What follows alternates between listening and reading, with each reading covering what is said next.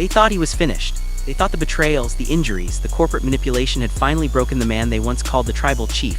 WWE executives were already rewriting WrestlePalooza 2025 around his absence. His so-called bloodline family had abandoned him for dead, and the wrestling world had written his obituary before his body was even cold. But Roman Reigns just proved that reports of his demise were greatly exaggerated.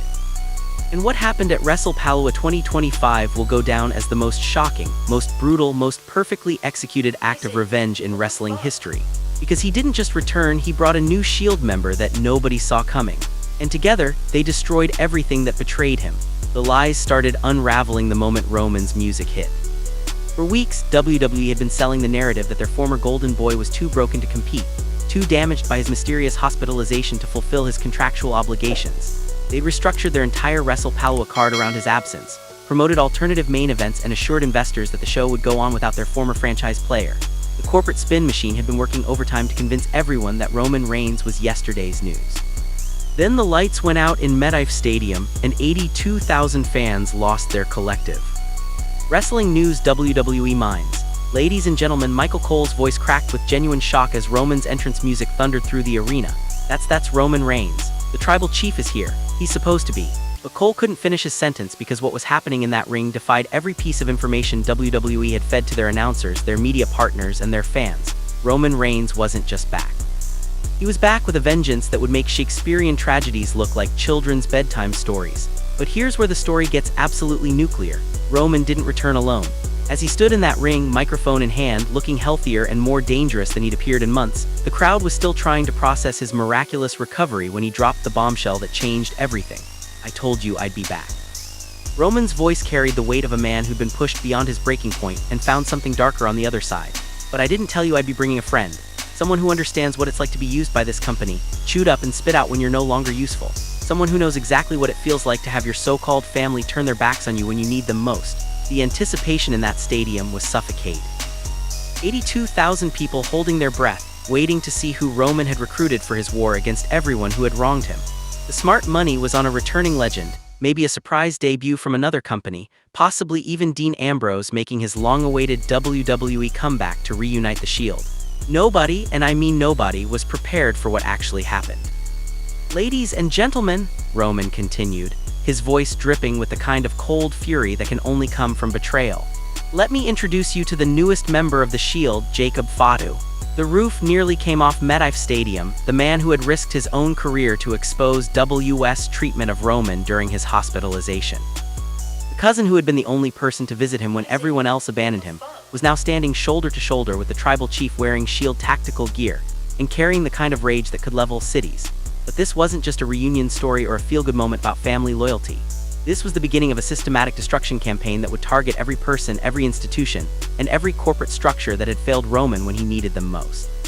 "You want to know what happened in that hospital?" Roman's voice cut through the deafening crowd noise like a sword through silk. "You want to know the real reason I was laid up for weeks while you vultures circled my career like I was already dead? It wasn't exhaustion, it wasn't dehydration, it was poisoning." The silence that followed was deafening. 82,000 people processing the implications of what Roman had just revealed. While millions more watching on television tried to comprehend the magnitude of his accusation, WS camera operators scrambled to cut away from crowd shots showing fans with their mouths hanging open in shock. "That's right," Roman continued, his anger building with every word. "Someone in WWE's inner circle decided that the best way to get rid of Roman Reigns was to slip something into my pre-workout supplements. Something that would make me sick enough to miss WrestlePalooza, sick enough to lose my championship, sick enough to be written off television permanently." The accusation hit the wrestling world like a nuclear bomb. Roman Reigns wasn't just claiming that WWE had neglected him during his illness. He was claiming that someone within the company had deliberately poisoned him to remove him from the championship picture. Jacob Fatu stepped forward, his massive frame casting a shadow over the ring as he took the microphone from his cousin. "I was there," his voice boomed through the arena's sound system. "I was the only one there when Roman was fighting for his life. And I saw the evidence. I saw the lab reports that WWE tried to bury, the security footage they tried to delete, the medical records they classified as confidential." This was the moment that transformed WrestlePalooza 2025 from a wrestling show into a public trial. Fatu wasn't just backing up Roman's claims. He was providing the kind of specific details that suggested they had actual proof of their explosive allegations.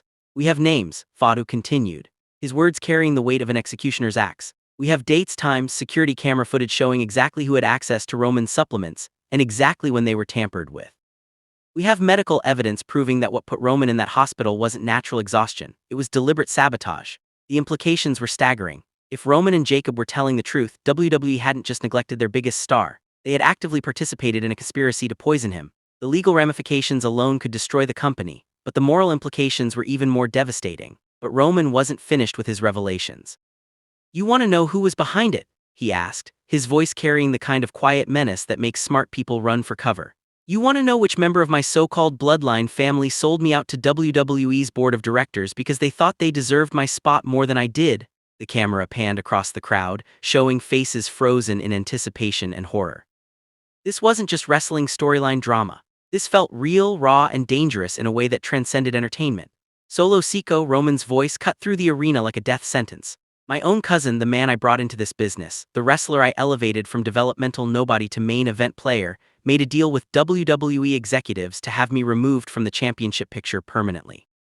The betrayal accusation was devastating enough on its own, but Roman wasn't finished destroying his former family member's reputation. Solo thought if he could get me out of the way, WWE would hand him my spot as the head of the bloodline. He thought he could poison his own cousin, watch me suffer in a hospital bed, and then step into my shoes like nothing happened. Jacob Fadu's massive fists were clenched as he added his own perspective to the accusations. "I watched Solo celebrate at that nightclub while Roman was fighting for his life. I saw him laughing, buying drinks for everyone, acting like he just won the lottery while his cousin was hooked up to machines, trying to figure out what was killing him from the inside. The image Fadu painted was absolutely sickening. Solo Sikoa partying while Roman suffered, celebrating what he thought was the successful elimination of his competition. If true, it represented family betrayal at its most calculating and cruel. But the new Shield wasn't just interested in exposing past betrayals, they were there to deliver immediate, brutal justice. Solo, Roman called out, his voice echoing through the stadium. "I know you're watching backstage, I know you're probably figuring out how to explain your way out of this, how to spin your attempted murder into some kind of misunderstanding. But here's the thing, explanations are over, excuses are over. Tonight, you pay for what you did." The challenge was issued and the crowd erupted in anticipation of the confrontation that was about to unfold. But this wasn't going to be a traditional wrestling match with predetermined outcomes in choreographed spots. This was going to be a reckoning years in the making, fueled by genuine hatred and the kind of rage that can only come from family betrayal. Solo Sikoa's entrance music hit, but instead of his usual confident swagger, he walked to the ring like a man heading to his own execution. The guilt was written all over his face, the knowledge that his crimes had been exposed and his former victims were waiting for him with weapons and witnesses. Roman Solo's voice shook as he tried to maintain some semblance of control over the situation. "You don't understand what really happened. WWE made me an offer, but it wasn't to hurt you. They said they just wanted to give you time off, time to recover, time to what?" Roman's voice cut through Solo's pathetic attempt at explanation like a knife through butter. "Time to die quietly in a hospital room while you took over my legacy. Time to disappear from wrestling while you convinced everyone that you were the rightful tribal chief." Jacob Fadu stepped forward, his massive frame towering over Solo as the crowd sensed that violence was imminent. "You poison your own cousin." Fadu Unk's voice was barely controlled rage. "You looked him in the eye every day knowing that you were slowly killing him, and you smiled and pretended to be family while you counted down the days until he'd be gone."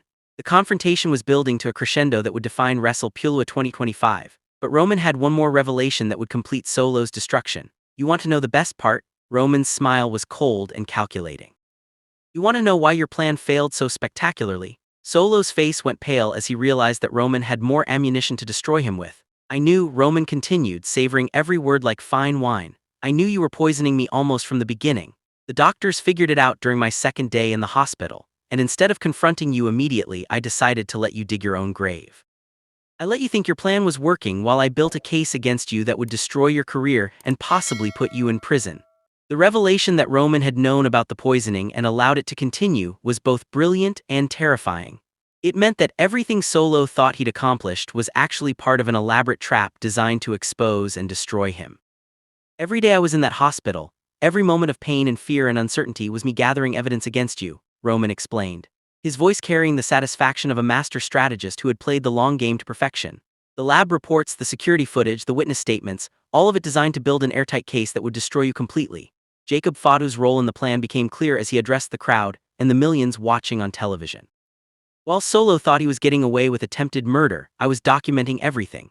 Every lie he told, every fake concerned text message he sent, every public statement about praying for Roman's recovery while privately celebrating what he thought was his successful elimination. The systematic nature of Roman and Jacob's revenge plan was both impressive and terrifying. They hadn't just stumbled upon evidence of Solo's betrayal. They had constructed an elaborate sting operation designed to expose him in the most public and devastating way possible. But the psychological warfare wasn't finished. Roman had saved his most damaging revelation for last. The one piece of information that would destroy Solo's reputation, not just with wrestling fans but with their entire extended family. You want to know what really hurts? Roman's voice took on a more personal tone, the anger giving way to genuine pain. It's not that you tried to poison me. It's not even that you betrayed our family for money and career advancement. It's that you made our grandmother cry. The mention of their grandmother, the family matriarch who had raised both men and instilled in them the values of loyalty and honor that Solo had abandoned, hit like a physical blow. The crowd could see Solo's face crumble as Roman continued his emotional destruction. She called me in the hospital. Roman continued, his voice heavy with the weight of family disappointment, crying, asking me what she'd done wrong in raising you, wondering how one of her grandsons could try to kill another one for money. You broke that woman's heart, Solo. You made her question everything she taught us about family and loyalty and doing what's right. The image of their elderly grandmother crying over Solo's betrayal was devastating, adding a personal dimension to his crimes that transcended wrestling storylines and business conflicts. He hadn't just betrayed Roman, he had betrayed the woman who had made them both into men. Jacob Fatu's own family connection to the situation became clear as he addressed Solo directly. That woman raised all of us. Fatu's voice carried the weight of generational disappointment. She taught us that family comes first, that blood is thicker than water, that you never ever turn your back on your own people, and you spit in her face for a WWE contract. The crowd was witnessing something unprecedented, a wrestling storyline that felt completely real, fueled by genuine emotions and family dynamics that couldn't be scripted or manufactured. The pain in Roman's voice, the rage in Jacob's demeanor, the guilt written all over Solo's face, all of it combined to create television that transcended sports entertainment. But Roman wasn't just there to expose Solo's crimes. He was there to exact justice. Here's what's going to happen, Roman announced, his voice carrying the authority of a man who had reclaimed control of his destiny. You're going to face consequences for what you did. Real consequences, not just wrestling storyline consequences. The threat of real-world repercussions elevated the entire confrontation beyond typical wrestling drama. Roman was essentially promising that Solo's actions would have consequences that extended far beyond the wrestling ring. Jacob and I are going to destroy your career, Roman continued, each word calculated for maximum damage. We're going to make sure that every wrestling company in the world knows exactly what kind of person you are. We're going to ensure that no legitimate promotion will ever hire you again. But career destruction was just the beginning of Solo's punishment. Roman had planned a more comprehensive form of revenge that would target every aspect of his cousin's life. We're also going to make sure that your attempted murder charge gets the attention it deserves, Roman announced, sending shock waves through the arena and the wrestling industry. Poisoning someone is a felony in every state. And just because it happened in the context of professional wrestling doesn't mean you get a pass from law enforcement. The legal implications of Roman's threat were staggering. If he and Jacob actually had evidence of deliberate poisoning, Solo could be facing serious criminal charges that would result in prison time, not just career embarrassment. Jacob Fatu stepped forward to add his own promise of justice. We've already been in contact with federal investigators who specialize in cases involving deliberate poisoning and attempted murder, Fatu announced, his words hitting Solo like physical blows. Your WWE contract isn't going to protect you from the FBI. The mention of federal law enforcement involvement elevated the entire situation from wrestling drama to potential criminal investigation. The crowd was witnessing what might be the prelude to an actual arrest, not just storyline consequences. But Roman had saved his most personally devastating threat for last. In Solo, Roman's voice dropped to barely above a whisper, forcing the entire arena to strain to hear his words. We're going to make sure that grandmother knows exactly what you did to me. Every detail, every lie, every moment when you looked her in the eye and pretended to care about family while you were plotting to kill her grandson. The prospect of facing their grandmother's disappointment and anger seemed to affect Solo more than any of the professional or legal consequences he was facing. The strong family bonds that had defined their upbringing made her potential rejection the cruelest punishment Roman could inflict. Solo finally found his voice, though it came out as barely more than a whisper. Roman, please, he begged. His earlier bravado completely evaporated. You don't understand the pressure I was under. WWE made it clear that there was only room for one of us at the top, and they were going to choose you no matter what I did. But his attempt at explanation only fueled Roman's anger further. So you decided to eliminate the competition? Roman's voice rose with incredulous rage. You decided that poisoning your own cousin was a reasonable response to corporate politics. Jacob Fatu's massive frame shook with barely controlled violence as he addressed Solo's pathetic excuse. There are 1,000 ways you could have competed with Roman for that top spot. Fattest voice boomed through the arena. You could have improved your wrestling, developed better storylines, worked harder to connect with fans. Instead, you chose attempted murder. The crowd was on their feet, sensing that the confrontation was building toward physical violence that would define WrestlePalooza 2025. But Roman had one more psychological weapon to deploy before the beating began. The funniest part, Roman said with a cold smile, is that your plan was doomed from the beginning. Even if you had succeeded in killing me, even if I had died in that hospital room, WWE never would have chosen you as my replacement. Solo's face showed confusion mixed with growing horror as Roman continued his psychological destruction. They told me about their real plans for you, Roman revealed, savoring Solo's growing panic. You were never going to be the new tribal chief. You were never going to get my spot at the top of the card. They were planning to use you as a transitional heel, someone they could build up just enough to be defeated by their real chosen replacement. The revelation that WWE had been playing Solo all along, using his jealousy and ambition to manipulate him into committing attempted murder for a position he was never going to receive, was the final nail in his psychological coffin. Cody wrote as Roman continued watching Solo's face crumble with the realization of how completely he'd been manipulated. That's who they were always planning to put in my spot. You poisoned me, betrayed our family, and destroyed your own soul for absolutely nothing. Jacob Fatu's laughter was cold and merciless as he piled onto Solo's complete humiliation. You sold your soul to be WWE's Psy, Fatu observed with cruel accuracy. They used your jealousy to turn you into a weapon against your own family, and you were too stupid to realize that you were never going to benefit from it.